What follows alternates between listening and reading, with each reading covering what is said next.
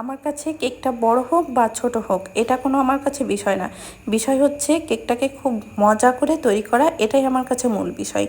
এখন কেকটা ছোট অর্ডার করেছে তাই বলে কি মানে খুব সিম্পলি ভাবে কেকটা বানিয়ে দেবো, এটা কিন্তু আমি কখনোই করি না।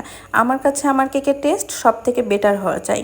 এর জন্য আমাকে যত কিছু করতে হয় আমি সেটা করতে রাজি, যেন একজন খেয়ে বলতে না পারে যে কেকটা ভালো লাগেনি। এই কথাটা যেন কেউ আমাকে না বলতে পারে, সেই দিকটা মাথায় রেখে আমি সব সময় কাজ করি। একটা হাফ পাউন্ড কেকের অর্ডার ছিল আর আমার কেকটার ওজন হয়ে গিয়েছিল 1 পাউন্ড। আমি সাধারণত হাফ পাউন্ড কেকের অর্ডার নিই না, তবে মাঝে সাঝে যেদিন দুইটা থাকে সেদিন আমি অর্ডারটা হাফ পাউন্ড কেকের অর্ডারটা কনফার্ম করি। 1 পাউন্ড হয়ে যাবে তাই বলে কি কেকটাকে আমি স্পেশালভাবে বানাবো না, এটা কখনোই আমি করি না। এটা আমার ব্রেনের মধ্যে কখনোই আসে না।